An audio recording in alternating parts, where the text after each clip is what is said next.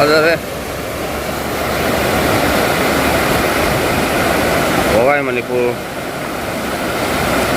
ꯁꯉꯥꯏ ꯇꯨꯔꯦꯜ ꯃꯔꯤꯡ ꯐꯥꯎꯔꯤꯕ ꯇꯨꯔꯦꯜ ꯏꯁꯤꯡꯒꯤ ꯐꯤꯕꯝ ꯐꯖꯔꯦ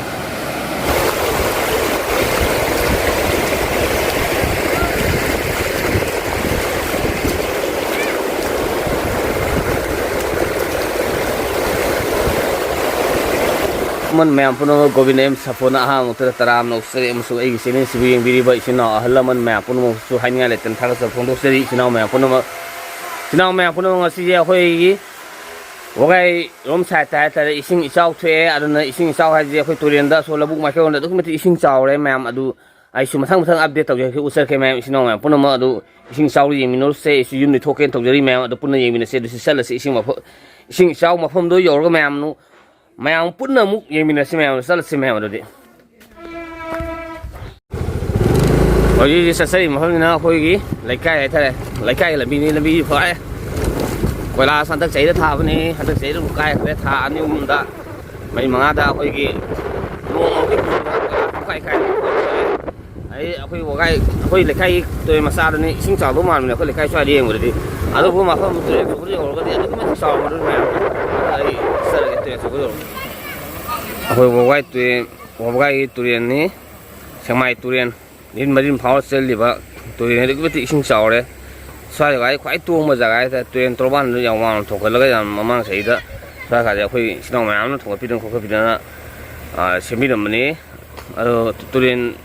थोंगे अदुक मोटी वांग थोंगे अखोई फिदम अमोई चांग गायरे मैम लेजे हौजी अदु मैम आई मखादा सोन मखारोम चलगा उचरके मैम अदु मथंग मथंग इसिंग इचावगी फिबम जे अपडेट तौजरके येंगिनसे सिनाव मैम पुनः मैम फजरे लेजे मफम कोई हाफ दाम वगाई तुरेन मई है तुरेन अरोब जगह तुरेन मई इसिंग इचाव इसिंग इचाव मैम फजरे इसिंग इचावदी फजरे मई तारे फजरे इसिंग इचावदी हाफ दाम मचा अम लेने इने हजी लेबा कनेक्शन मैम इतना आम तक इंफाल येंग लाई जेदा कन वीडियो का तौरी माना लमलों हम फांग जगह ने पुनः हम सिंगा सुमनिंग थंग साइड सुमनिंग थंग साइड में सिंग पुनः हम अवांग थंग साइड में सिंग ने तुरेन जे तुम फजरे सिंग फजरे सिंग चावरे मैम मणिपुर दसु वगाई दि सिंग तुम चावरे मैम मखा थाब मथंग मथंग साइड साइड चल उसरके मैम फजरे हबी अदु लबुक माइखै गिदि मैम हबी की ओनदि पुनः हम थंग साइड की अखोई यूम थंग साइड पुनः साइड ना सोना साइड साइड की अखोई हजी की ओनदि सी तुरेन इसिंग पाथर फुटबन मरम ओरगा असि थुदुपा फेम लेती लोकसिंग लेबी अखोई यूम इसाब की यूम साइड थंग साइड नि अदुबो सोनान थंग साइड मथंग मथंग उसरके मैम मथंग मथंग येंगिनसे मैम अदु चलसे हदक हदक अनौना थोकता मफम नि मैम सिजे तो इसिंग पारे तो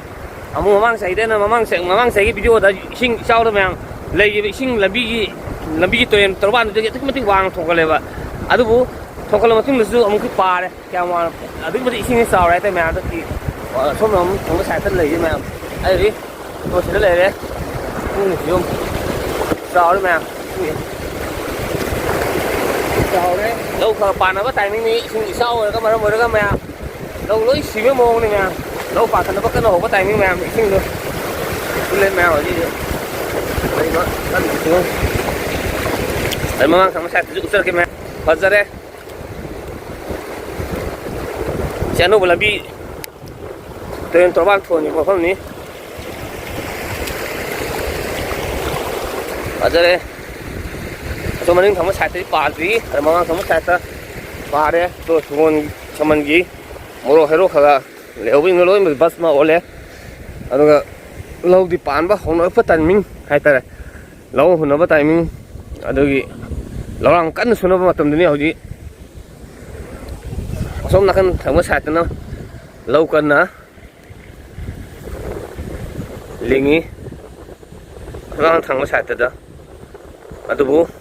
लौ लिंगगसु इसिंग लेप लेतना चावरगा सोना पाथवे अदु लोई थुंगिरनि होना जेबे मैम सिंजे मैम अदु मथंग मखता अपडेट मथंग उसरके अदु अखोई मणिपुर दा यामना फत्तब सनिबी अमखतंगी लई हायम करिनो हायमसना अखोई Ising khởi sao để ngang mà sao mà xua nó mém là lá gì mà xí sân này bị cái nó ising sao chuyện thay cái mà khơi cái tụng này hay hoặc luôn nó lấy tí em phát tờ tháo bộ mồi đấy cái chắc đi nó ising nhiều mới lại năm ơi ising nhiều này ising là chuyện thay cái này nhớ thật lên đây là vụ lộc tàu lên tôi cũng lần nghe lần bắt hồ đấy à đủ hay để đi cũng lần này napi hay có xe mũ rồi ham nó bắt sân này nga nung am tale rồi ani podi sing sau tu nó thuk mà đông cái nó ham thuk uwa marang cái yang thala pa thua pa asin mà moi nung sang na selak ta ba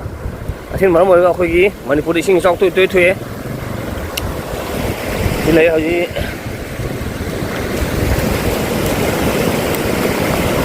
uwa màyak ta ani thằng nó wakalo lấy ta ba pangan yang thalo yak ta poi sau tu wakalo lấy ba u yak ta poi sau tu wakalo lấy ba tu ka hồi thằng nó wakalo lấy ta mà rồi đang ngasi thuê wa hồi biom giải ta xin đi mà hồi lấy ba xin sau hồi mà không xin mà không gì ra ta tới mà mình cũng không ai am được thuê vậy sẽ hồi lấy video mi am phải ra là gian ta và wa phải cái đó tôi nghĩ cái này mà nói lại đấy hồi gì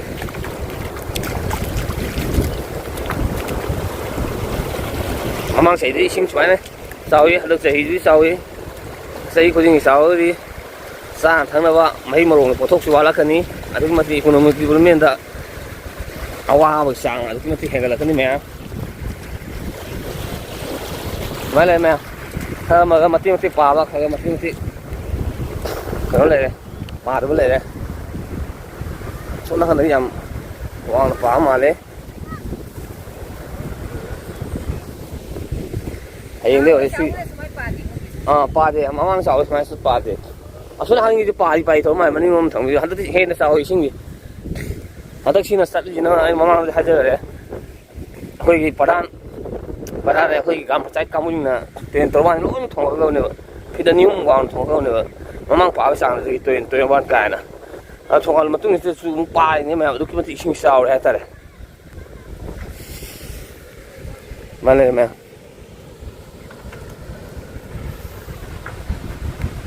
ở đây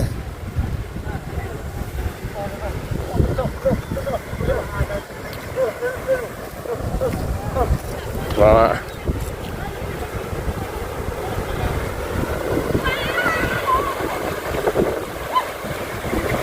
ở đây làm sang tay số trên đấy có một tờ thông xe đấy hai rau lạc xây vậy xin cháu đi một gì xin mình cũng sân này đi mà ôi nè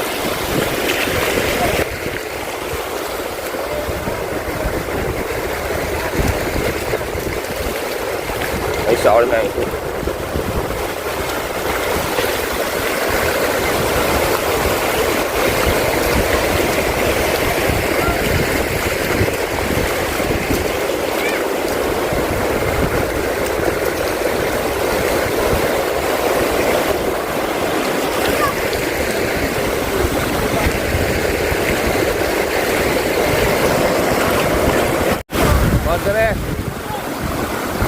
ở đây xin đi đây xin quá đây là quay phim nè đây là hai chục cân đôi gì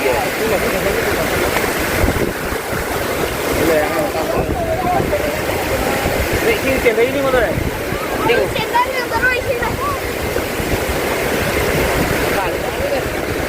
xin cân lon là hai đấy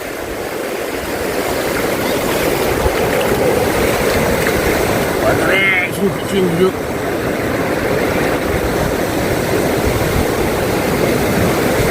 phải nó cân lên xin bán cân lên mẹ phải sao không chỉ đấy ta nói nghe như thế là không có mẹ mà đây mẹ mà tôi cứ đi xin sau đấy không phải được chứ ở đây xin nào mẹ không nó nggak sih đi anh là thằng gì đi xin nào mẹ không nó cái xin nào mẹ không nó vậy phơi đấy hay không phải giờ